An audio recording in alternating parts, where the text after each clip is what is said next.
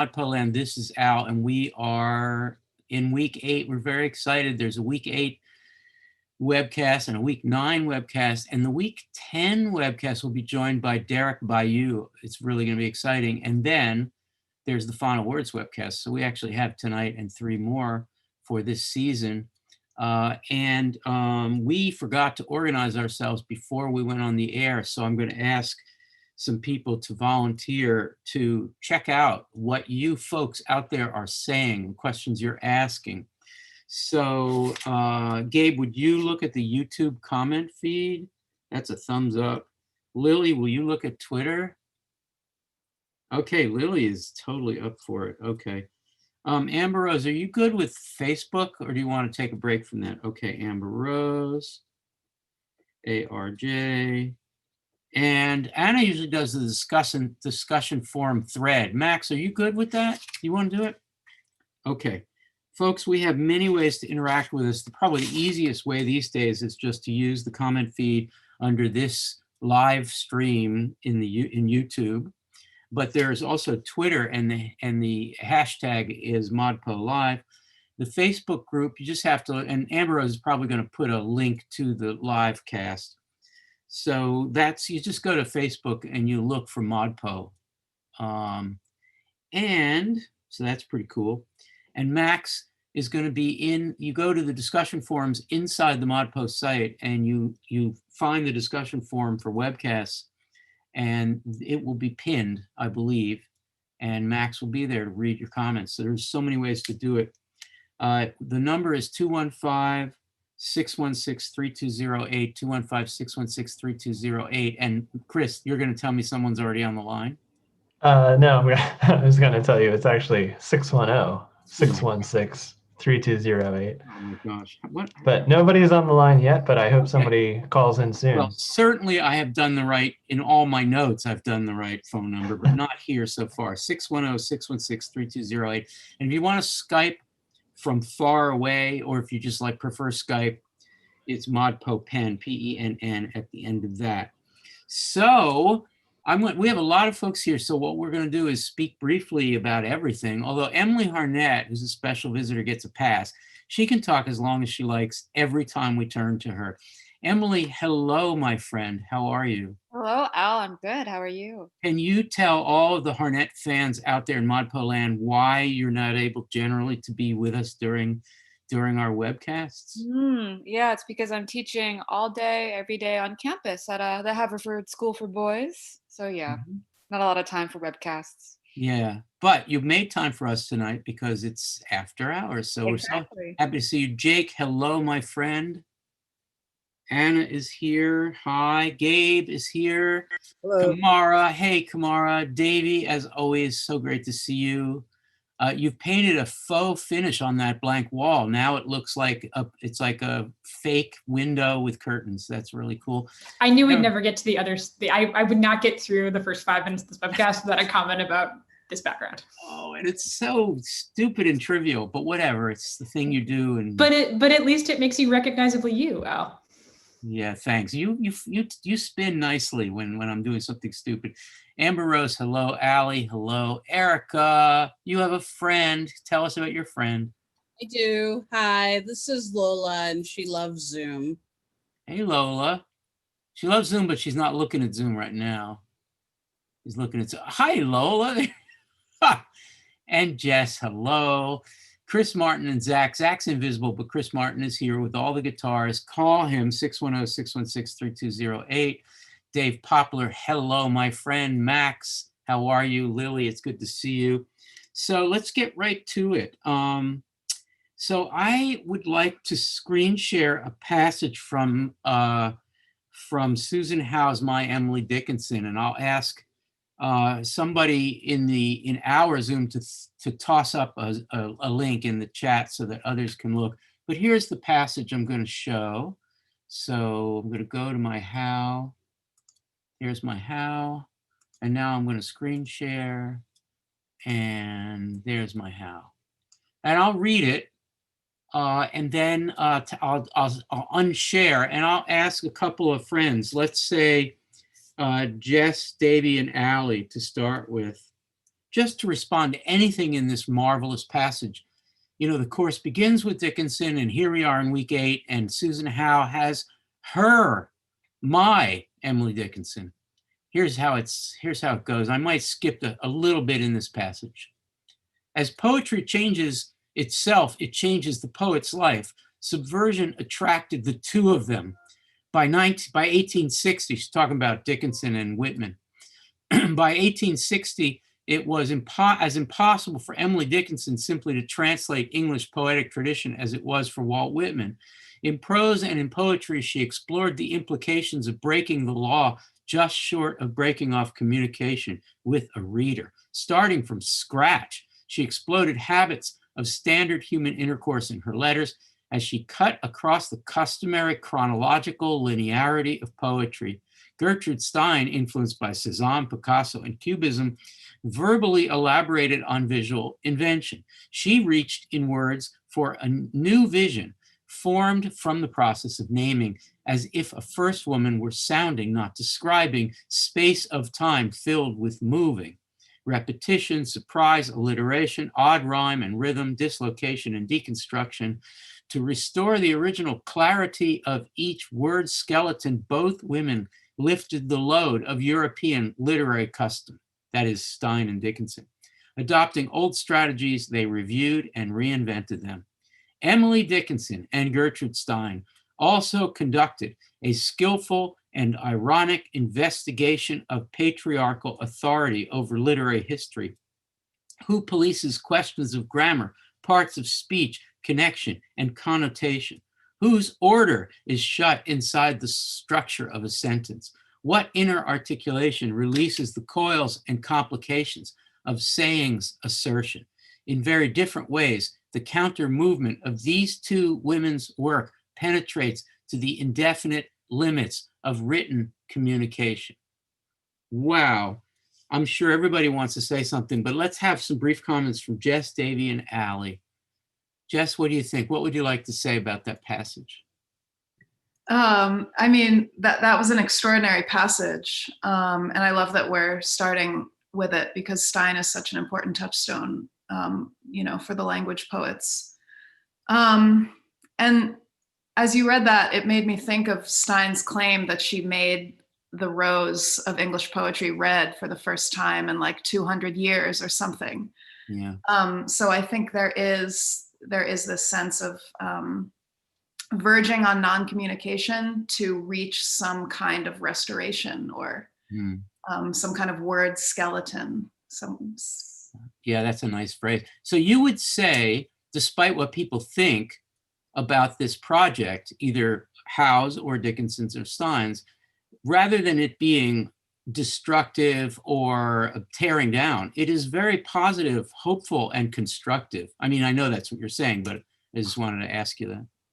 Oh yeah, definitely. I mean, I think it's sort of both at once, but like Stein was interested in disrupting things for the sake of making something new, Right. And new has a positive valence, or did then anyway. Davey, your thought on this? I guess my thought on this is that we see in this passage Susan Howe reaching back through a genealogy that includes Stein and Dickinson to think about the question that's variously interesting to different language poets and folks sort of vaguely associated with language poetry. And it's a question that, just as a shout out, Amber Rose does a beautiful job of explaining and unpacking in her Canon challenge. So if you haven't watched it, stop what you're doing and go and watch it right now. Come back, we'll be here. And it's cool to see Susan Howe thinking about, okay, like, what does it mean to disrupt normative understandings of poetic language, and how might that disruption be related to other kinds of systemic refusal? And the thing that it feels important to me to mention in this context, that those of us in Philly, and perhaps many of us who are in other places, are consumed with grief and rage at the police killing of Walter Wallace Jr. on Monday. And the language who polices questions of grammar, to me in this moment, can't be anything other than a statement about state power. And I think that that's something that we get from week 8 and from the language writers, and even from Susan Howe, is to think really carefully about like questions we've been asking about form for the past 7-8 weeks. Are questions about how state power operates and affects bodies differently for reasons of race and class and gender. And those questions are not academic or hypothetical for the language poets, but really about disrupting language to think about urgent questions about how we manage systems of power differently. That's great, Davey. Thank you. I'd like to invite Allie to comment, and then I'm going to ask Gabe to follow up on that question, who polices questions of grammar. I'm sure Allie will also comment on it, but take police as far as you would like to go, because I mean, Davey opened the door to a really important conversation about how if people are languaged and questions of grammar are policed, that begs the question about who is actually policing, right? And in the context, it's not an analogy, it's an equivalence that Davey pointed out to the situation with police. Now, the question is, what is the relationship for writers, for the language poets, for others, for other radical poets, of this idea of police as not analogous, but language and other kinds of physical suppression have a relationship. So Allie first and then Gabe, and then we're going to move on to another poem.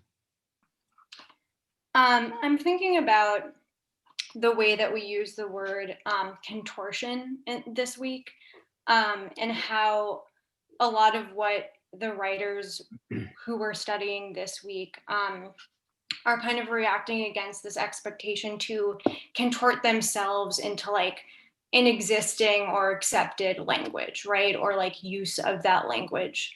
And I think part of what's amazing about the passage, that Susan Howe passage that we just read, is she's in talking about, you know, these are writers, Dickinson and Stein, who like pushed the limits of even sense, right? Like they go just far enough to challenge being able to communicate with the reader, that instead of like contorting themselves into something, they're asking the reader to come to them.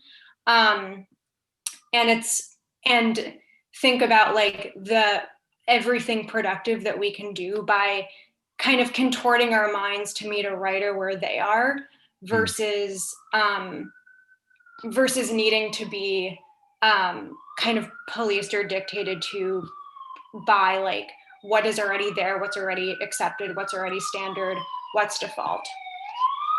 You've made a really nice distinction. You use the word verses, right?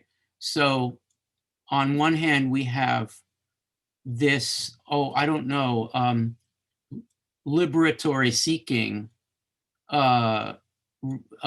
action of the poet trying to make a connection with readers that is, let's say, more democratic than the other side of the verses, where there is a confusion of authority and authorship, and policing gets internalized by the author, who thinks that he has written something that is truth and everybody needs to accept.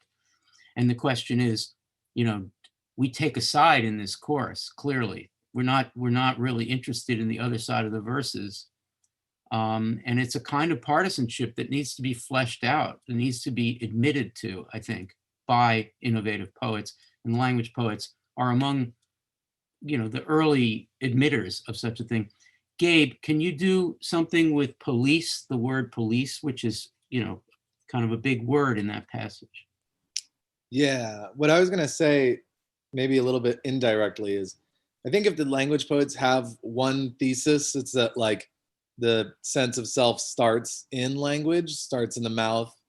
And I think what's sort of not always talked about is that a sense of self is also something other people hold for you, they receive from you, and they do things with. And so much of communication is about mispresentation, misrepresentation, misunderstandings. And I think that the language poets really, one of the pieces of Davies' piece that I like is that questions of politics, questions of class, and questions of labor are not like adjacent to language stuff. They are integral into the language poetry's work. So when I think about that policing of questions of grammar, I mean, I can think of it at the level of a state violence, something like the Parsley Massacre, or I can think of it in ways in which misunderstandings, mispresentations happen at the ordinary and become the basis on which we make our intimacies every single day. So I guess I think of it as a kind of viral thing, that one of language's like propositions is that it asks you to kind of police it or regulate it in some sense. Just the footnote on the Parsley Massacre, we're talking about Trujillo in 1937, and the massacre took place, correct me if I'm wrong, with a shibboleth that would separate those who could roll their R's and therefore a certain way, and therefore be on the inside, and those who couldn't were on the outside and would be slaughtered.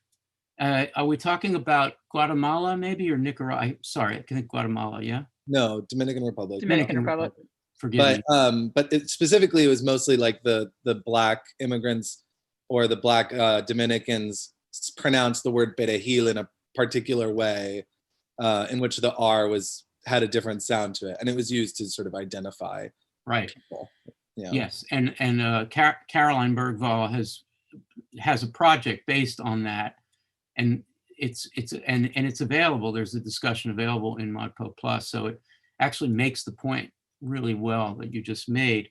I would like for Gabe, Lily, Ambrose, and Max just to say one thing that might be significant in your social medium, and I'm going to ask Emily Harnett and Kamara to respond to any one of those questions or comments. So here we go. Gabe first. Sorry, it actually took me a second to understand what you meant by social medium. So I did not get the question at first. Spin around back to me and I will have it. Okay, that's great. Lily, what do we have in Twitter? Well, it's a little quiet on Twitter, but Colleen Knight says hi, so I'm saying hi back. And that is about it. Kim Harrison says she's sad to miss the webcast. So Kim will catch the rewind. All right, great. Max, is there anything happening in the discussion thread? Martin Porter says a general hello. We have Mandana as well, who says she would love to talk in greater detail about Amber Rose's canon challenge, although I feel like that might put Amber Rose on the spot. And we have a rather general question from Anthony Watkins, which might be a good challenge for us. Anthony is wondering, he says he loves the language poets, but I am still completely at a loss as to what makes them language poets, as well as what makes a language poet a language poet. Yeah. Some real basics there. So good. Okay. Emily and Kamara are thinking about what we've heard so far. And now let's turn to Facebook. Amber Rose, anything happening in Facebook? You're muted. Hello. Yes, so sorry. Yeah, some friends are saying hello. Allison is with us. Someone that I haven't interacted with on Facebook before, Malena Scotty. Hello. Malena. Oh my gosh, she's been around for a long time. Yeah. Oh, really? Okay, maybe just I haven't seen a Facebook comment before.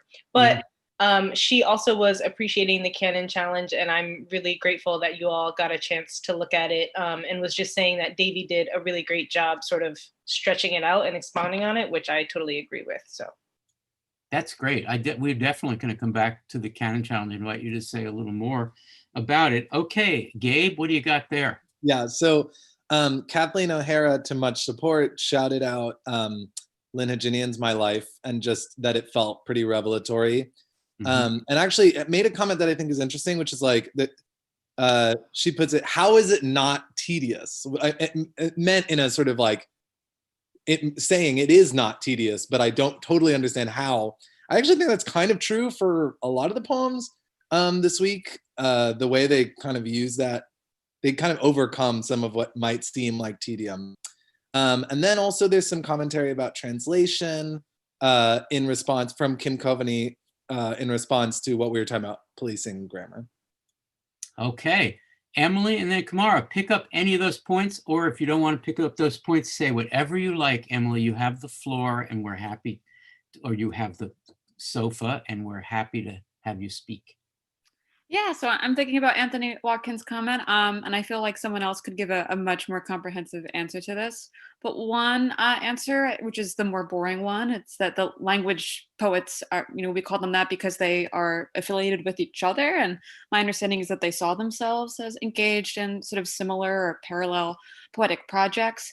And the other would be that, my understanding of what distinguishes them maybe from some other poets is that that political work of exploding the possibilities of language is really kind of central to their project. And that they're pushing that tradition started with Dickinson and through Stein to its kind of absolute logical extreme.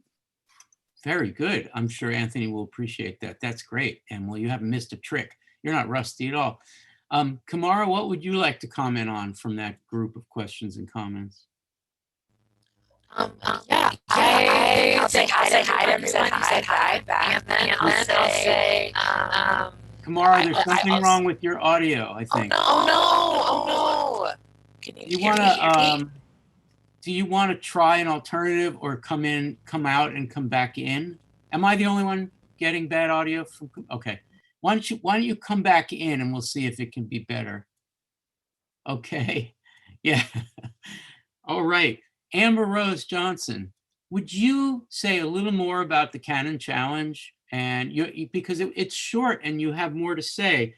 And while you're thinking of something to say, I'm going to say that the number to call is 610-616-3208, 610-616-3208. Amber Rose, you did such a nice job on that. Do you want to say more? Thanks. Yeah, sorry, I'm super distracted by Kamara. I feel like that was like a clip of a Sun Ra album or something, which I loved. Emily Harnett is saying in the chat it was sound poetry, and it was. Okay, the Canon Challenge video. Yeah, I mean, I think Mandana and I were having a really great conversation in my office hour about it yesterday, and this question of sort of the history of colonization or how English has been used as a colonizing tool is one that's always really present on my mind when we talk about language poets.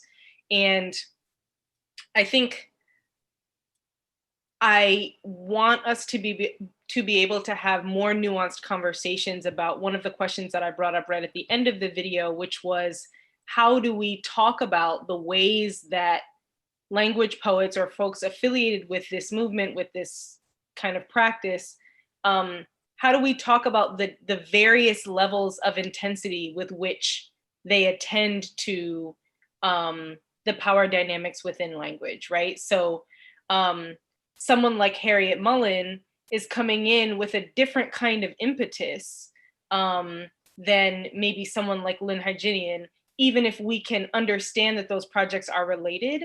And right. I think we need to make a little more room to tease that out. And I mean, this for me also brings up the question of like being careful about not necessarily relying on like the biological or like the personal history of the poet, but recognizing that our social identities do allow us, necessarily allow us to relate to language differently. And we have to be able to have like consider that in our conversation of when we're talking about an entire group of poets. Yes, and that's exactly what Davey and Lily conceived of when they thought of the Canon Challenge videos. A little bit of a reminder that the categories are artificial, that they don't work, that we have to constantly wonder whether they make sense, whether they cover everybody. I mean, more and more, we refer to this week as week 8, right? I mean, John Keene's memoir, which I read very closely when John was a Writers' House Fellow, is really owes a lot to Lynn Hygenian's My Life. Counter narratives less so. But bringing John in, as we will do in a second, we're going to look at one of his pieces. Bringing John in week 8, it's kind of an arbitrary thing. Although John was very, well versed in that generation of work. So we just have to really be skeptical of our own categories and not try to make giant generalizations. And that's the simplest way of describing what you you said, much more in a much more sophisticated way. Kamara, do you want to try your audio? Hey. Do I sound like a robot? Yes. Oh, you sound like yourself. I am sorry for the robot voice and the sound poem, but you're welcome for the sound poem. But sorry if it was painful. Yeah, I was fixing my sound, but all I was going to say was that I really also appreciated the Canon Challenge video, and the principle of language is political is also really important to the language poets. Great. Thank you. Okay, so let me say the number again. Chris, do we have a call? Looks like Chris is on a call. He's not paying attention to us. He must have a call. Okay, I'm gonna screen share a little piece of the John Keene piece, and I would like Max, Erica, and Anna to comment on it briefly each. So I'm going to screen share. Let's see. There's Keene.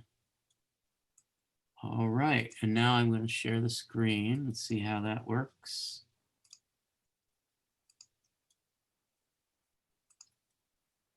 So this is just a little piece of this. It's called Persons and Places. It's a short piece in a marvelous book called Counter Narratives. And I just want you to pay attention to, these are parallel texts, and we have George Santayana on the right, and we have, that is the first person thinking of Santayana, and W.E.B. Du Bois thinking on the left, first person. And right here we have the parallel. Later, Santayana says, later, as I strolled along Mount Auburn Street, at the same time, Du Bois is saying, indeed, as I was passing down Mount Auburn Street, Santayana quietly composing, concepts racing in my head, blah, blah, blah, I noticed him again. And he notices Du Bois, the student. Ghostly yet swarthy, an Iberian, Spanish, Santayana by birth, though perhaps not in temperament, something dangerous and daring in those black eyes.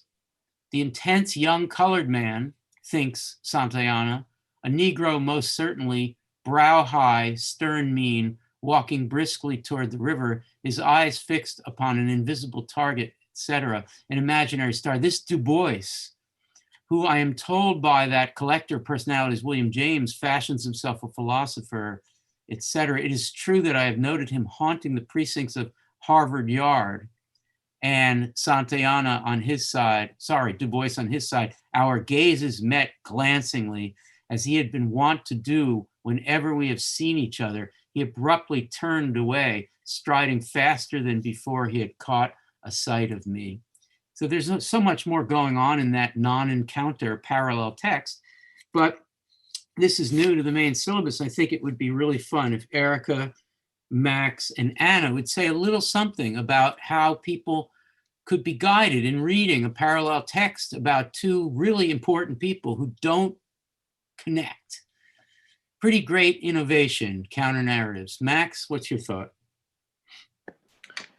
I love the layout of this text, and it makes me think so much of the some of the pretty canonical language posts that we look at, where we talk about the new sentence, or this juxtaposition or apposition that happens a lot, and this sort of emergence of a third meaning that appears when you put what appear to be two unrelated statements or sentences or words side by side.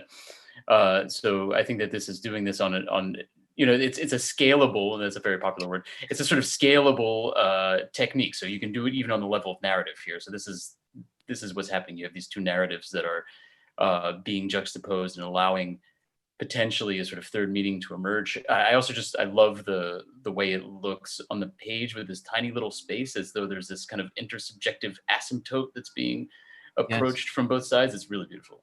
Yeah. Thank you, Max. You described the form really, really helpfully. Erica, I know you had something you wanted to say, but I'll just toss in this. Why does Keene pick these two figures? I mean, does that have meaning, that these two figures presumably could have interacted, but at least in the way John Keene sets it up, they don't. And just think about what might have happened had they connected and gotten together. Erica?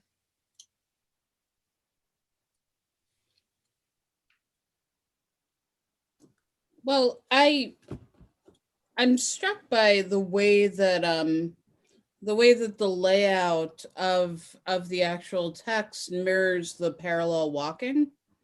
And I also feel as though what Keene is doing by picking these two specific figures is creating a space in which what didn't happen could have happened. You know, he's also creating these mirroring narratives and really drawing attention to the difference in perspective that comes with difference. Right. Right. That's great. Anna, when you and I made the video, we walked around Harvard Yard in circles. And we actually like 7 times. and poor Chris and Zach were walking backwards. And it was like stupid Harvard 41 degrees, stupid Cambridge 41 degrees. It was like really, oh God. Kamara, I don't know how you handle it up there. It's so chilled to the bone. But anyway, we at one point, Anna, we read it aloud together. Mm-hmm. And somewhat unrehearsed and somewhat accidentally, we hit upon a stereo of these two figures saying more or less the same about each other at the same time. And I kept thinking that as we were walking and as they were walking, that one of them maybe was cruising a little bit. One of them, maybe both of them, were looking for the other to see if they could get together in a romantic way. Anyway, take it wherever you want to go. Well, the first thing I want to say is to shout out to Zach and Chris for their incredible work in making that video with us, because that we didn't have a third party to capture the process of actually making this video, but Chris is maneuvering the boom mic over and around and under to try to get the best sound, because there were tour groups and things happening, and Zach is doing his amazing camera work. So I just want to shout out to them for their just awe-inspiring and amazing camera and sound work, because that was not easy to do. Yeah. Next thing I'll say is how much I really agree with what Erica was saying about the way that the text actually kind of sets up the process of walking and the process of them sort of coming at kind of making these sort of glancing blows, not blows physically, but the moments where the text kind of crosses over to mirror their noticing of each other and thinking about each other. And I think the reason why this works logically as a language poem, as it's a little prose piece, but the reason why it works with the language poems is because it does two things that the language poets are into, which is think about how language can be constructive, as in literally construct a narrative, construct a situation, construct a thing that didn't happen or did happen, right? Whether or not did or didn't happen, language is the thing that makes it so. Yeah. So that's the way that it works as a language poem, and also to kind of realize a situation that of what could have been, as Erica was saying. It's remarkable that these two people were on Harvard's campus at the same time, and as far as we know, maybe didn't actually meet each other. But we get this incredible prose piece, and we get to imagine that they did. Fantastic, thank you. We have time for one more comment on this before we move to another topic. I picked that passage because that's the moment where each of them thinks about the color of the other. And this is an important moment because they're both people of color at Harvard. Santayana is Spanish, swarthy is the word that Du Bois uses, and gay as well. And so I think Du Bois, they are connecting with each other in that almost not quite way. And I wonder if anybody would want to comment on that. I mean, Du Bois, anybody who encounters Du Bois, by the way, Keene doesn't say who they are. I mean, the Du Bois gets dropped into Santayana's narration and vice versa, but it's not like this is the Du Bois that, everybody knows. This is an undergraduate, or maybe he's an early grad student, Du Bois, and Santayana is a major, major philosophical figure. Does anybody just wave at me if you want to say something? Allie, please. You know John Keene, by the way, because Thank you. I'm very lucky to have been a student of John Keene's. But I loved, Al and Anna, your readings, your simultaneous readings. I found it to be really exciting. And I think that there's a third way that we can read this that actually kind of gets into week 9 a bit, which is across. And I think that there are certain moments here that kind of play with, like, of course, that kind of make the differences separating these two narrators intertwined and kind of indistinguishable. So a little below the part we looked at, is it we have glimpsed each other in fear, for certainly he has seen a wary appraisal. A little bit beyond that on the next page.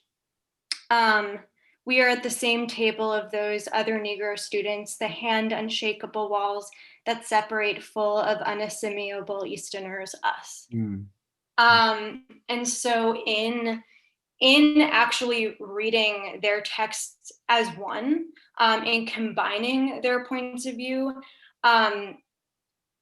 their whole subjectivities themselves kind of get mixed, and the thing that couldn't happen, right? The thing that imagines this as possible actually happens in the text itself. That's very nice. Thank you. Let's do one more thing with John Keene, and this is going to be a lightning round, so a lot of you will get to do this. Whether you know the book, maybe you know this piece only, but it's new to the main syllabus, you might not even know the piece, or the whole book, Counter Narratives, which I highly recommend to everybody. I would like to go around and ask you to create synonyms or no more than a phrase to explain a connotation of this powerful title word, counter narratives, right? Because that's important. I mean, ModPo, that's important to ModPo generally, and it's a brilliant use in this book. So I'm going to ask Lily and Dave and Jake and Jason to start. Real brief lightning round. What's a synonymic, whatever that word is, a synonymous phrase or word for counter narratives? Lily first. I think counter as in against. So coming up against the narrative. Right. And how does this particular piece do the against narrative? I mean, it's obvious, but. It's not an alternative history. I think John was very intentional about talking about that when he visited us. It is an alternative, wow, it's really hard to describe it without using the word alternative, but it is a way to talk about these two figures that goes against the prevailing narrative. Great, thank you. And the rest of the book does a lot of history in this way. This is a particularly formally experimental version of that. Dave Poplar, what's another word for counter narrative or phrase? This isn't really a synonym, but I've been thinking a lot about the similarities between this and fan fiction. I can go on, but it's a lightning round. Say a little more about fan fiction, because I don't know what you're talking about. Well, fan fiction is where fans just take it upon themselves to write more about already established characters and stories, taking their worlds and going off with them. And in a lot of ways, like a lot of what the language poets are doing is pointing to the falsity of closure and how we have to go beyond it. And fanfic seems to be like that innate human response to try to resist that, to take it further, to bring their own ideas to this. Even established closed things, they still have to take them further. Really interesting analogy. I don't think John Keene would have a problem with that analogy at all, because there's a democratic impulse or even a crowdsourcing impulse in fan fiction that John was trying to release these histories to that in counter narratives. while Jake is teeing up, 610-616-3208, Chris's ears are going to fall off if you don't call him. John Sanchez, Rookie of the Year, or John Sanchez. How many of you have encountered John in the discussion forums? John Sanchez and Dad, Mr. Sanchez, are in New Jersey watching. John, give us a call, 610-616-3208. I want to hear from you. And if not, you're still my friend. Okay. Jake, counter narratives quickly, and then Jason. Well, that was counter narrative, Al. Just like speaking direct, talk about addressing the reader directly. Like I don't think I've ever done that before. Well, I was digging just Dave's comment about fan fiction. That's like really great, and the potential of fan fiction piece of going rogue and against the rules that the narrative sets up, and this goes just to maybe earlier question also about like what makes language poets is the resistance to narrative as such, as a genre, and storytelling. And like when you have like two stories going side by side, suddenly you don't have a coherent story, but you have something else. You have observation, and maybe like a watching of language, and that becomes a counter narrative. Yeah, that's beautiful. And there is a genre, well-established genre, that does this well, and that of course would be dramatic literature or drama or performance, where it's okay for people to talk over each other or to talk with each other. But this brings that to poetry, I think, really interestingly. Jason, hi there. Quick lightning round response to counter narrative, the word.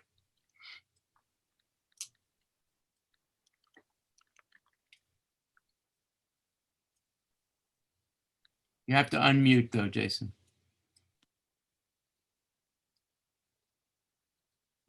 I'm unmuted. Hi. Okay, I've just been in a very weird headspace with some students, and I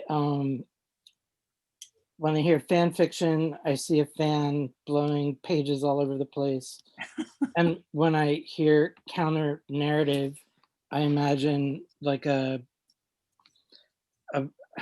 like The Perfect Diner.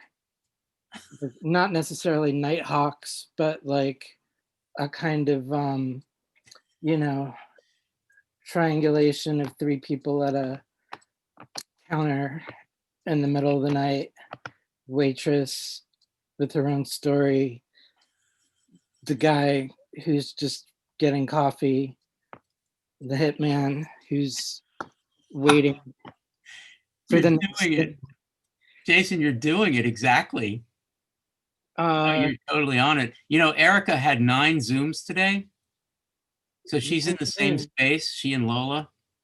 So we totally dig what you're doing. Okay. All right, what I'd like to do is, first of all, I'm going to say, John Sanchez, call us 610-616-3208. And what I'd like to do is screenshot a poem that some of you might not know.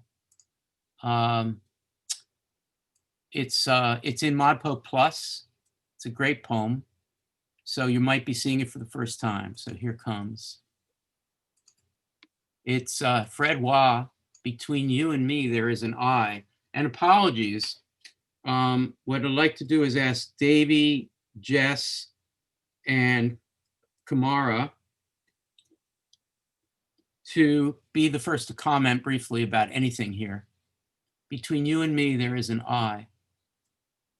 Between two stools, the hyphen lies.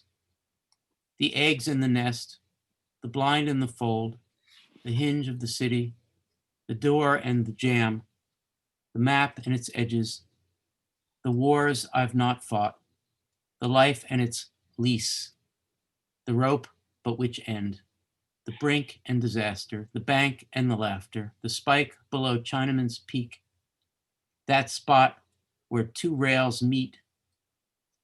From between two stools, hear the silence rise, the smoke round your neck, the tongue and the dash, the cat and the cradle, the dog dead in the creek, the slash and the burn, the shadows of NAFTA, the head and the tax, rock, bluff, and river, the laundry, its mark, the height and the trestle, cata and strophe, not caboose, but what's after.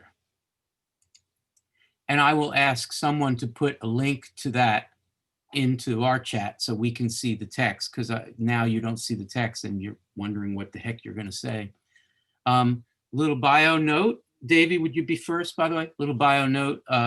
Fred is from the middle of Western Canada in a rural spot that was populated by families from China who were brought in essentially as slave labor to make sure that the Trans-Canadian Railroad was built. There's a reference to that in this poem, marvelous poem. Fred then has taught many places and moved west. He's now really a Vancouverite. And he thinks a lot about the Chinese exclusion laws, connected with the poets of our course through the so-called New American Poets at the Vancouver Poetry Conference of 1963, where he met Creeley and Ginsberg and Spicer and a lot of other people. And Fred was, I'll just add, the essentially the poet laureate of Canada. I'm not sure what it's called, something like that. So he's a really, really important figure. And this poem is just amazing. So Davey, just one thing, and then Jess and Kamara will follow.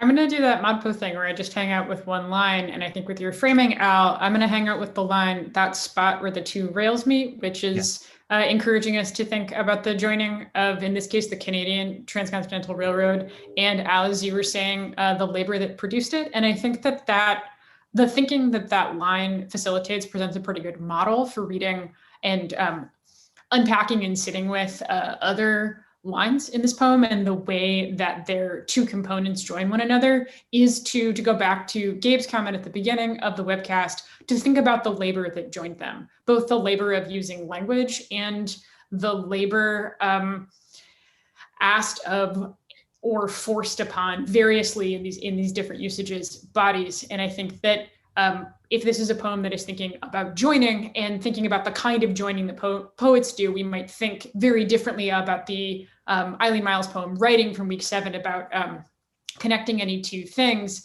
And that sort of, Myles is sort of thinking about the work that poets are able to do to create connectivity. And I think that what this poem is asking us to do differently is to think about language as a tool for putting pressure on and making evident the labor embedded in connection. That's really well done. I mean, you did so much more, Davey, as usual, than the line. You really talked about the poem. And all those conjunction ands create the and of you and me, between you and me. And somewhere in that space is the I. And of course, the I is the person, is the speaker, is the subject. And that's what Fred was trying to figure out. Who am I between these things? So that's really great. Thank you. So Jess and then Kamara on this poem, anything at all, briefly though? Yeah, I'll also choose one line because I'm still thinking about counter narratives and like the genres of history. And I think both of these poems are engaged in that in different ways. And the line I'm thinking about is the wars I've not fought. And that might make some people think of Stein's The Wars I Have Seen, right? Yeah. So this idea of referring to the wars that you haven't been a part of, at least in that way, you know, speaks to the way that we remember those events, the kinds of experiences that we value as like creating knowledge about those events. And I think that this like, you know, is spot on when thinking about Keene and counter narratives and this idea of like, you know, how we form history, or like, you know, what counts as history, right? And like what counts as canonical or whatever. It's a similar process. Like that hinges on the forms of knowledge that we value or take seriously as knowledge or whatever. So it's like the ephemeral, did it even happen, you know, passing by thing is sort of a similar order to the like war that I didn't actually fight in or something, you know. That's great. Thank you so much. Okay, so Kamara, any thought on this poem? And then those of you who are watching comments, you know, Facebook and so forth, get ready to tell us what's going on. And then I'll ask a few folks here to comment on those things. So, Kamara.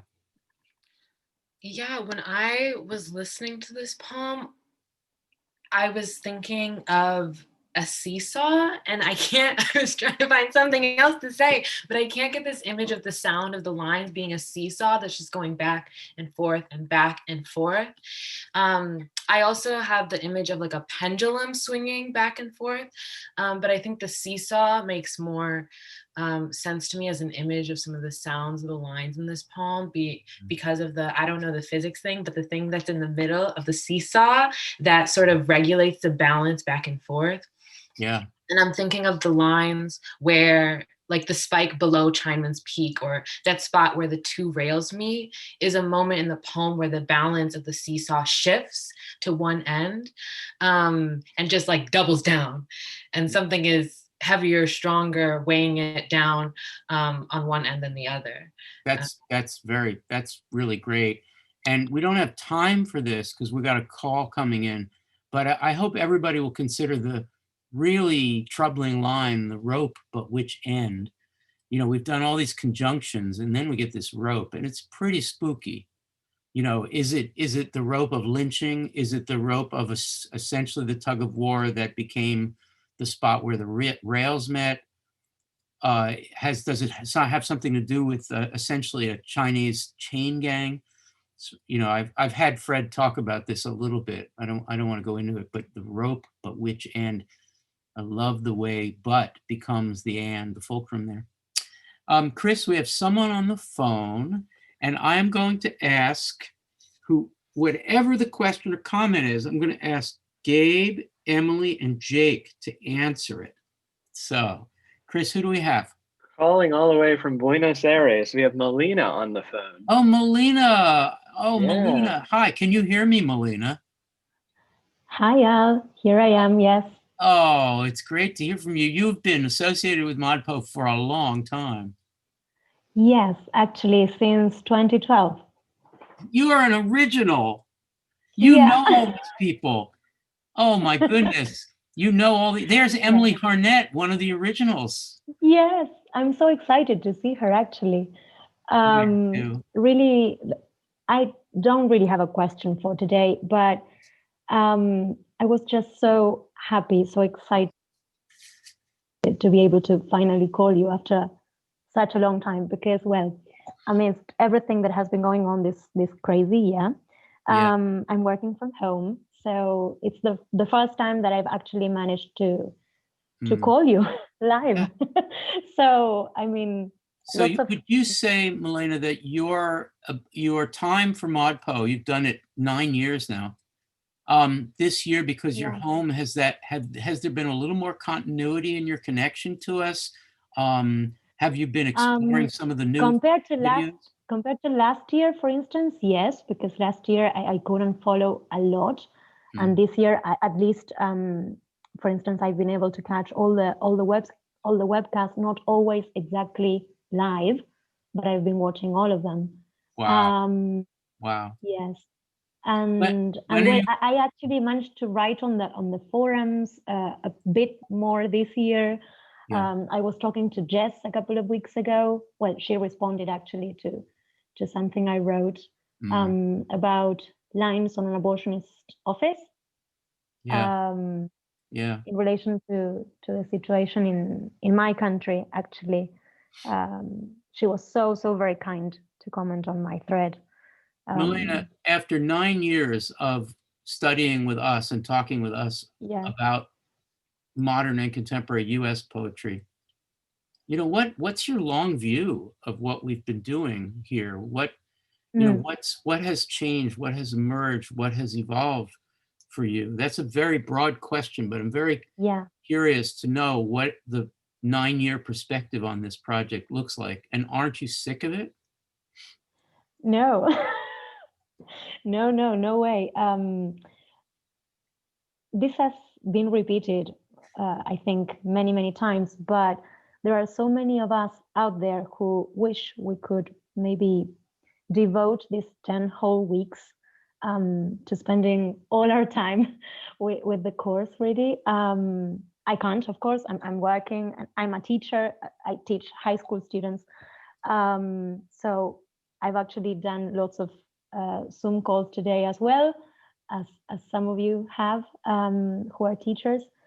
And I mean, it's just so rich. It's endless, really, because, well, you have been saying this as well. Anna, I think, reflected on this maybe in the first webcast this year or the second one, that the fact that we have grown as people, right? Each of us individually, but then we have grown as a community as well. And so the fact that every year I can come back and still see lots of the names of people that I have interacted with, some others that maybe I haven't had the chance to interact so much, but maybe I've been following threads or comments or whatnot. And then, for instance, I don't know, today Amber Rose saying, I don't remember interacting with this person, but you know what?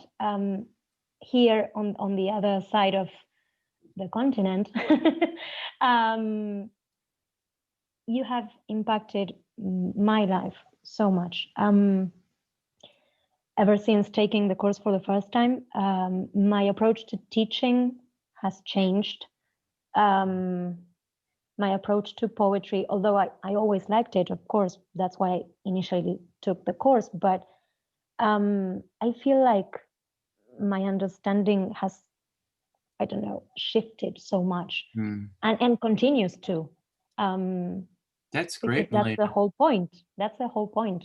We come back because there is always more. That's very sweet. I'm so happy you're saying this. What I'd like you to do is stay on the line, and I'd like you to hear Emily, Gabe, and Jake just say something to you about the course or about what you said about your experience, or pretty much whatever's on their mind, having listened to what you just said. Sure. So I'm going to start with one of the originals, Emily Harnett. What do you have to say to Malena, who's been with us since 2012 when you were a young person, Emily? Hi, Malena. It's so great to hear from you. And yeah, your experience sounds so much like all of ours. It's something we talk a lot about ModPo, and it is sort of the core of one of our values, which is that, you know, if we really do believe that language is sort of infinitely capacious and that poems are truly open, then it should also be true that we can sort of analyze them infinitely and continue to find that a productive process. And the fact that, you know, we're still here and that kind of seeing us do this in our little Brady Bunch mode is still rewarding for all of you suggests that we might actually be right about that, that you can continuously build meaning from the same texts and continue to see them in new ways. Thank you, Emily. That was wonderful. Gabe, what would you like to say to Malena? Hi, Malena.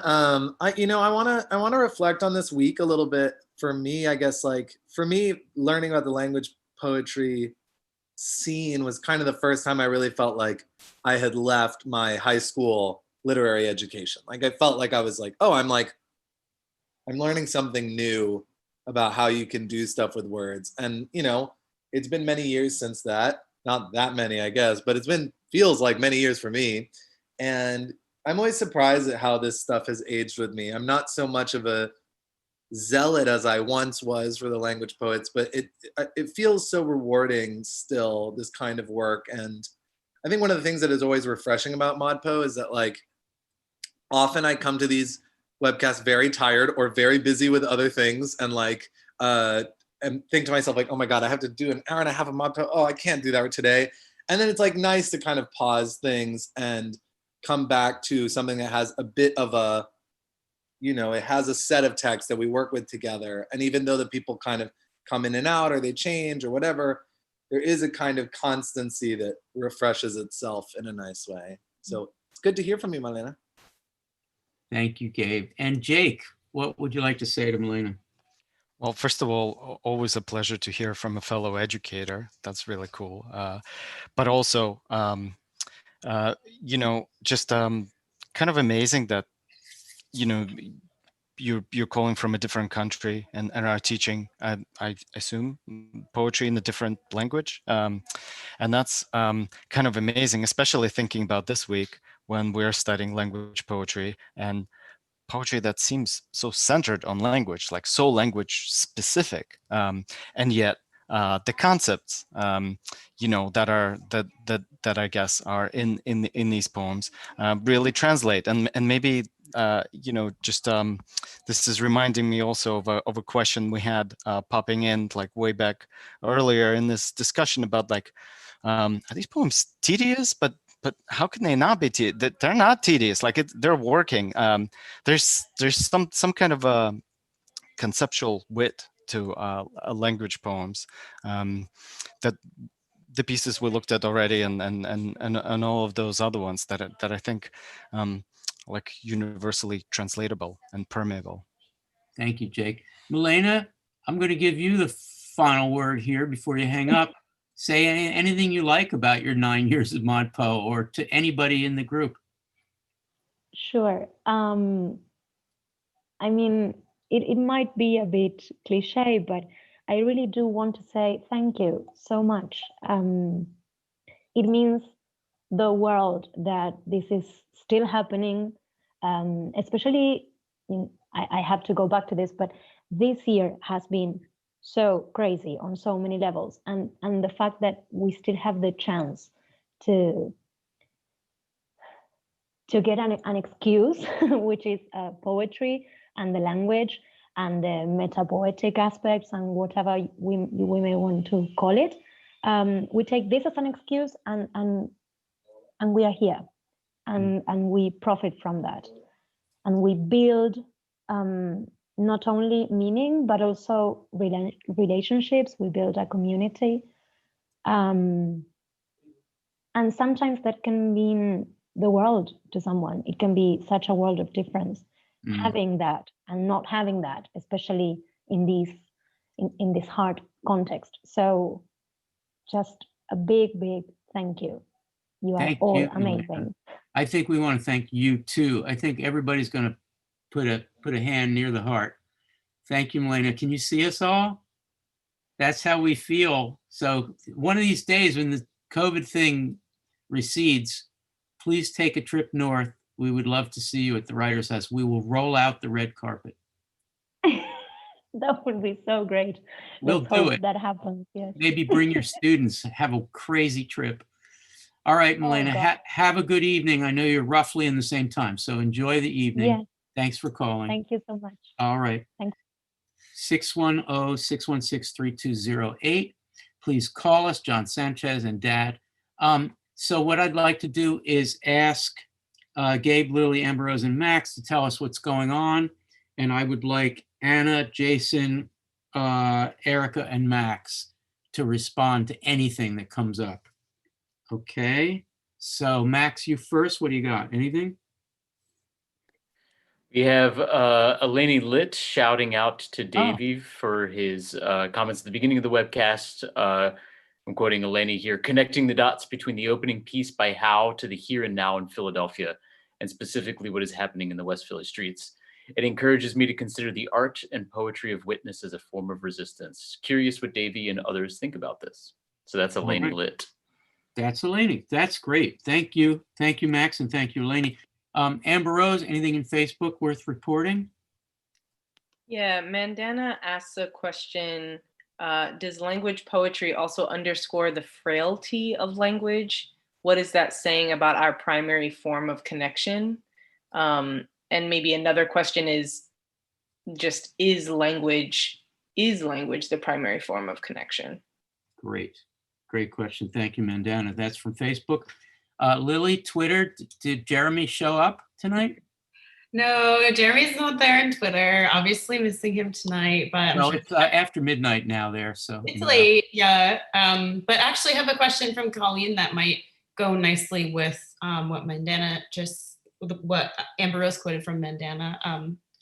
Colleen says, can we go to the opposite end of the word police and think of the freeing in or of speech, of language, poetry, poets, poetics? So Is there something freeing or maybe liberating about the way language poets use speech and language? That's great. That's great. All right, we're going to turn to Gabe. I just want to remind folks, there are 5 of you responding to this. You have to be very brief. I think it's Anna, Jason, Lily, Erica, and Max. I may have that wrong, but that's the way it's going to be. Anna, Jason, Lily, Erica, and Max. Gabe, can you add a couple of things and then we'll let people pick whatever they want? Yeah, less questions in the YouTube, more love and conversation. I just wanted to mention that a lot of people were reflecting on what Malena was saying in light of their own experience. And one that's gotten some love is Bill Deason saying, the long view to me is the realization that attention to poetry and language can actually change your approach to life. ModPo since 2013. We got some fellow 2013ers. And a lot of people talking about, echoing Malena's comment that this year has made it so that ModPo feels, 1, more difficult to get to, but 2, all the more urgent to get to. Very nice. Okay, Anna, Jason, Lily, Erica, Max, briefly each comment on anything you just heard, starting with Anna. I think I'll pick up on Mandana's question about language being our primary mode of communication and how the language poets, I think, every year in rereading all this stuff, you sort of come at it from a slightly different angle because you're like a slightly different version of yourself. And for me this year, I'm like a pretty radically different version of myself because I'm like a new mom. And that's like making me feel like really differently about like all the poems this week. And the language poets this week are making me think really hard about the maybe not so distant space between the language that is sort of highly theorized and highly sort of like engaged with that like theoretical criticism or even creative criticism, a la Susan Howe, that language, and also like the very sort of sweet and like exploratory sounds that my daughter's making now with her little voice. She's just like discovering like what her voice can do and like what sounds her mouth can make. And she, puts her lips together and she buzzes and she makes these joyful, like, she's discovering range and volume and like making all these sounds. And I'm actually kind of thinking with the language poets that there's not so much space between those two things. Like if one is, the sort of height of like intellectual thought and expression, and one is just making sound, the language poets, I think, kind of show us that like both of those are exciting and valuable, and both of those can be the project and purpose of poetry in the sense that it's about pure expression. It's about making the sounds and making your thought into the language that we use to tell our stories, to narrativize, to conceptualize, to theorize, and also just to speak. Very nice. And I was blessed to get a video by text of little Sylvie making those noises, about a week ago. So I'm sure that she's doing more than that, but I can't stop watching that video. It's so amazing. Oh, yeah. Jason, Lily, Erica, Max, everybody brief comment on anything you heard from the forums, from the various forums. Jason? You have to unmute. Anna, please record and share. Just a nice YouTube channel, no video, just sound, would be great. I have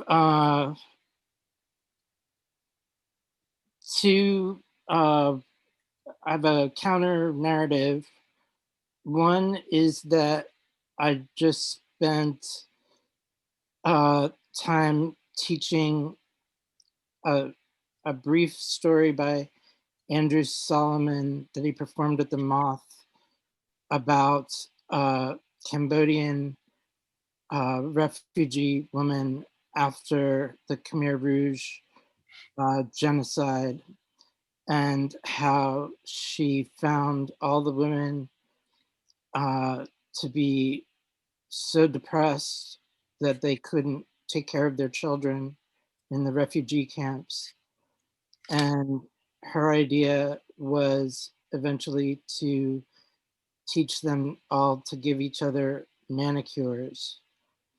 And by doing that and touching each other's fingertips and feeling the finger, which had gone for years through such drudgery, become a thing of beauty for a moment, they began to, having held so much suspicion to everyone else, the women began to laugh and tell stories to one another. And to me, that that touching of fingers and as a kind of way of generating the ability to be able to speak even just a bit to another, just is still blowing me away, and feels somehow, I don't think I could articulate it at the moment, but feels importantly connected to language poetry. Yeah, that's beautiful. You know well that I and some other pals here teach a course on the Holocaust, on really about surviving, and this idea that the language and voice can come back through the fingers or through touching is all around the work that people do with survivors of trauma. So that's such a great story, and your students are very lucky. Lily, Erica, and Max, briefly comment on anything you heard from the various forums. I've been thinking a lot about like in connection to mass protests, I guess. The question that I'm sorry that I can't remember. Oh, Eleni maybe was the person who Yes.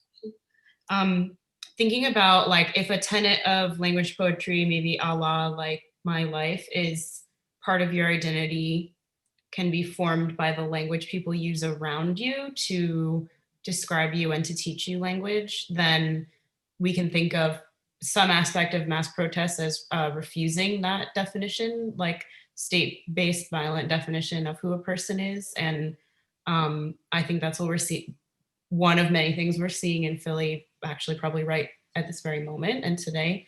So it's not like it's something that you can find directly maybe in all the poems we're reading this week, but yeah, I've just been thinking about how can you express that you refuse to be what people call you or what the state thinks of you as? One way is to protest. Wow, Lily, that was really amazing. Oh, thanks. No, it's just such a brilliant connection. Oh, wow. Erica and then Max, brief comment on anything you heard from the forums. I want to just jump in and kind of add to what Lily was saying, which is so brilliantly put. And I've been thinking a lot about what language poetry does with language and how different it is from other kinds of poetry. And I'm thinking specifically about, I taught this morning and we read Baraka and the Burmese poet Zayar Lin. And we've read Bernstein and some other language writers in the past few weeks. And my students were really taken by Zayar Lin. And one of them said, in connection with thinking about the upcoming election, like sometimes the most activist or unpredictable thing that one can do as a writer is turn to the intellect instead of the emotion. And that language is what actually makes action or makes the poet an activist vessel. And I'm paraphrasing what my student said, but it was a really amazing moment that kind of made me prepare for tonight's webcast in a slightly different way. That's amazing. And that was what time of the day when you taught? 10. So here we are all these hours later, 8 Zooms later, and you were still thinking about your students. They are lucky as well as Jason's are, for sure. Max, got a quick response? Yeah, I'll just seize quickly on this thread about politics and how it relates to the language posts, thinking about form, because I think that a lot of the language posts, for folks who might not know them, a lot of the language posts don't seem explicitly political in their writing outside of, say, Susan Howe and a few of the other examples that we've dwelled on, but many of our language posts don't seem explicitly political, right? Not compared to, say, the Beats. But I think that this is also a helpful way to think about what the language poets are up to, and I think a little bit about the postmodern turn in our syllabus too, that there's a sort of political action in working within a system or finding a way through an oppressive system. That's not to say that they're any less radical, that this is some kind of change it from inside sort of thing. But it's there's this kind of different approach that I think characterizes a lot of capital P postmodernism, and that might be a way for people to think about the political gesture of our perhaps less explicitly political language poets. Thank you so much, Max. So what I'd like to do now is I would like to ask, instead of for final words, I'd like to ask each of you to do a round of Can't Let It Go. Can't let it go. Something that's nagging at you, either from this week or anything, any poem or any issue. Can't let it go. Something that you can't let go. And I would like Dave, Amber Rose, and Emily Harnett. Dave and Amber Rose, because I keep as much track of the time that people get to talk, and you guys have had a little less time tonight than others, Dave Poplar and Amber Rose Johnson. And Emily Harnett, because she's our guest. Those three get as much as they like to talk at whatever length. I really mean that. Everybody else needs to be super quick. Can't let it go. So we're going to start with Allie. Sorry, I don't know if you've thought of anything. So we're going to do Allie first, and then Davies on deck. I Can't Let Go of Sentences by Robert Grenier. I hope I'm pronouncing that correctly. Yes, I Grenier. love that. I've loved that since the moment I just saw that in 2012. Check Can it you out. describe what that is? What that thing is physically? Yeah, so I think originally it was a box of 500 index cards with kind of micro poems on them. You can experience it virtually on a website where you basically just click through and get them in randomized order. And I basically shout this out every year, but I recommend keeping it in a tab, clicking through a couple, and just having that be a daily thing. Nice. I love that suggestion. Thank you, Allie. Davey, Can't Let It Go, followed by Amber Rose, who will have all the time she wants. Something that I keep thinking about this week that I can't let go of is the Larry Agner poem from The Sustaining Air. Agner is such a wonderful addition to the syllabus. If you didn't get a chance to hang out with that poem, I would take a moment to visit with it. And in the credit-bearing course at Penn, we were talking about this poem yesterday with some of our students, along with the Hilary Gravendyke essay, Chronic Poetics, which is a wonderful essay about disability poetics and Agner. And if you don't have access to the essay and want to read it, put a message in my office hours or send me an email and I'll send it to you. Thank you, David. Terrific. Amber Rose, take whatever time you need to Can't Let It Go. What can't you let go of? I can't let go of a poem that is really striking me in a different way this year, which is Bob Perlman's Chronic Meanings, which I really, really love. And I've read it a couple of times actually preparing for this webcast and just thinking about this week. And it's been such a comfort to me actually, because as much as we're talking about the critical work of language and the critical attendance to language, I think Bob Perlman's poem makes really clear where language fails, where like we can analyze and try to pull apart. And then there are some things that are unspeakable, or that words can't hold, or that we can't construct a sentence to wrap some language around all of those things. And I think as someone who thinks a lot about poetry, I believe that a lot of work can be done with language, but then I also arrive at this point of like, yeah, there's no words that can describe the magnitude of this thing. And I think in this bizarre year and in this particularly like fiery moment where all of Philadelphia is, not all of Philadelphia, but my Philadelphia community is heartbroken and angry, and there are some things that language just can't get at. And I just want to read, since you gave me all the time in the world. Yeah, will you read a little Perlman? Yeah, I want to read just this one stanza. Not enough time to thoroughly structure announces structure and takes. He caught his breath in. The vista disclosed no immediate. Those 4 lines for me are really, really resonating. This feeling of not having enough time to thoroughly do anything, think my thoughts, compose the language, finish the task, attend the Zooms, get to the, like not enough time. It runs out, and he allows the sentence to run out and doesn't try to override or over describe. And that feels comforting to me. And I think that that line, he caught his breath in. There's no way I can read that and not think about Walter Wallace Jr. and think about the inability to describe this violence that's repeated and repeated. But what that sentence does is, rather than try to describe this thing that's undescribable, it focuses on the moment of his breath. Which is a moment that I can maybe stay with a little bit longer before the like impending heartbreak. Thank you, Amber Rose. Wow. That was amazing. I didn't put anybody on deck, so it's going to be Gabe, followed by Jake. Oh, I think Jake had to leave. So it's Gabe, followed by Max. I'll be very short. I like Tyrone Williams. I find him effective, but also funny and sort of strange in his way. A line, wheelchairs in the street, wheelchairs, open parentheses, in, close parentheses, open quote, the street, period, close quote. Yeah, Tyrone Williams, 2 poems in the main syllabus. Fantastic. Thank you for mentioning that. Max, and then Jess is on deck.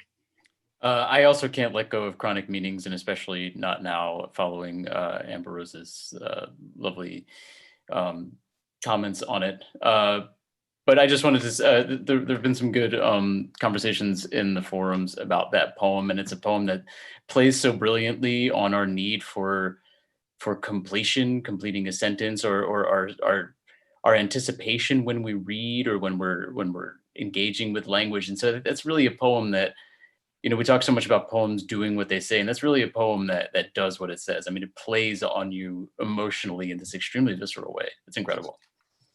Thank you, Max. Jess, and then Emily Harnett, who gets all the time she wants. I'm not sure I have a good answer to this, Al, because I feel that holding on to something is challenging. So to think about what I can't let go of, I'm just gonna go with an obvious choice, I guess, and show my colors and say, can't get over old school feminist revisionings of The Order of Susan Howe. And I've also been like rereading Adrienne Rich's essays, which I never used to think held up as well as the poetry, but they really do. So not letting them go. I love that. Thank you, Jess. Emily Harnett, it is such a great pleasure to hang out with you and to see you in this context. Please tell us whatever you can't let go, or anything you want. Sure. I've got to admit, I've been too brain dead to really read recently, but I have been replaying one like sort of adorable moment from my class the other day, which is one of one of my students called me the quarterback of English class, which means that I made it. But yeah, this was in the course of a conversation where I was just grilling him about football because, you know, why not? And he told me about this thing called cadences, which are like these weird strings of nonsense words that football players use to signal to each other when they're gonna snap the football. Not that I know what it means to like snap the football. But you know, I was hearing him describe this and like do some of these cadences. And you know, my first thought was like, well, that sounds exactly like Gertrude Stein. It's like these like sweet Jack boys are doing poetry all the time without even realizing it. And my hope is that one day I can like actually make them realize it. I would give anything to be a fly on the wall of your classroom this year, Emily. We learn a lot about lacrosse. Maybe I can sneak into a Zoom session. Are you teaching in person? Oh yeah, every day. Holy cow. Okay, I don't even want to go there. Anna, sorry I didn't give you any prep. Anna followed by Jason. You did not. That was rude. Yeah, but you have something in mind. All right. Well, I'm now thinking about football cadences and poetry that people do unwittingly. That's just like such a wonderful thought. My can't let go this week was also going to be chronic meetings. I think also in very much in light of what happened in Philly this week. I don't want to in any way, shape, or form collapse any kind of distance between a police killing and a death of AIDS, because those are certainly not the same, and you can't create any kind of equivalence between the two. But I think what we can do is look to Bob Perlman's method of really showing us the impact of a cut-offness of a life that's cut short prematurely, and do that in language and do that in the form of the poem. And I think maybe if it's been a little while since you last heard Perlman's performance, like it's a good thing to revisit, like, because what Perlman does in his performance is he really honors the period at the end of each sentence, and he like vocally like lands at the end of each line. And I think it's an important thing to remember about that poem, because I think if you just read it, you know, you can sort of like breeze through, or maybe in your head you sort of like auto complete the line. And I think revisiting Perlman's performance is maybe an important exercise for us to do this week if we're feeling like we need to do some hard thinking about lives that have been cut short due to pandemic or police violence. Thank you, Anna. That's great. I'd like to ask Jason to go next, and then Dave gets all the time he wants. Jason, you have to unmute.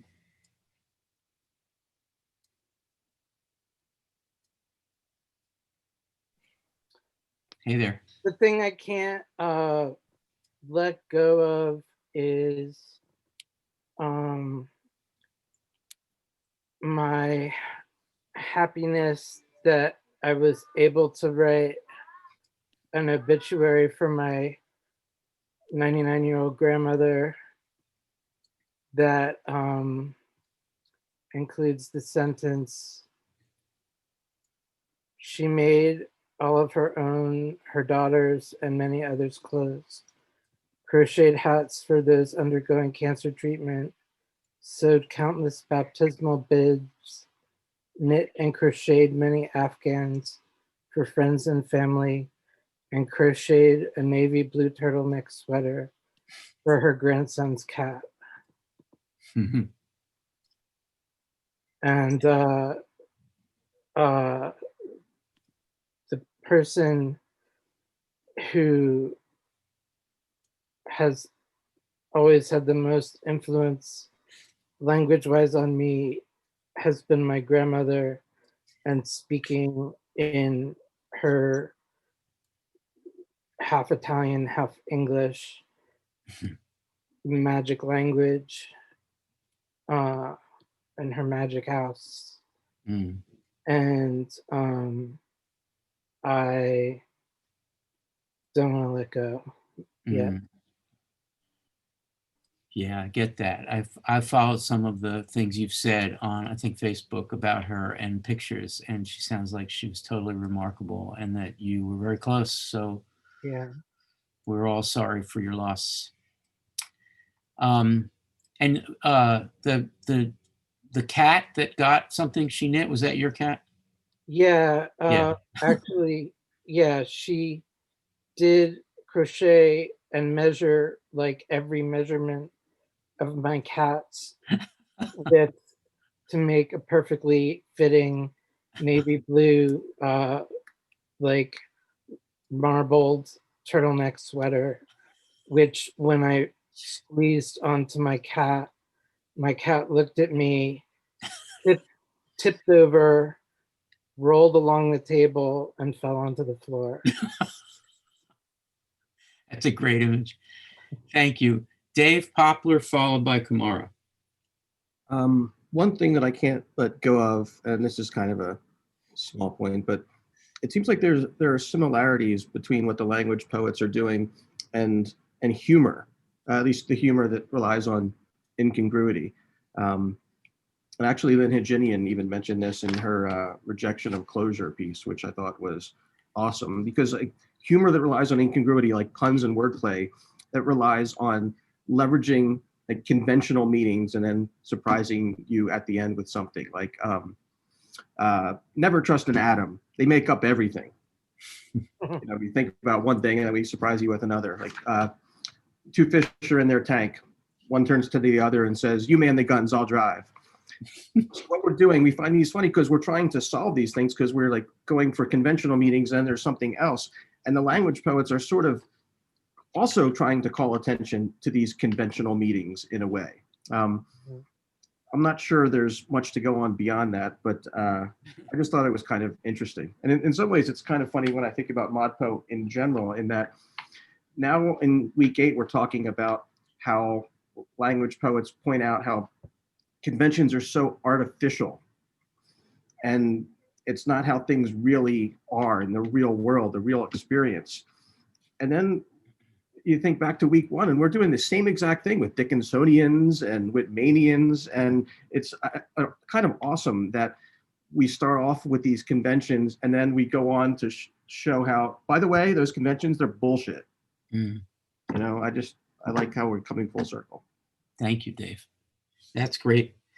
Kamara, followed by Lily, followed by Erica, followed by Al. One thing this week that I haven't been able to let go of is like Black folk music traditions. I recently got into Joan Armatrading in Britain, who's amazing, and Odetta, and I've been turning to them in times of like real despair and exhaustion, and reading Tyrone Williams pieces and looking up all these like folk myths tied that back in a very strange way. And so if anyone is looking for some music now, I think Odetta. Oh my gosh. Odetta. Holy cow, is Odetta great. Wow. And all the references. Yeah, maybe you can make a little playlist for us. Already happening. Okay. Okay, that's good. I really love an Odetta playlist. Okay, I think Lily, then Erica, then Al. My simple thing I can't let go of is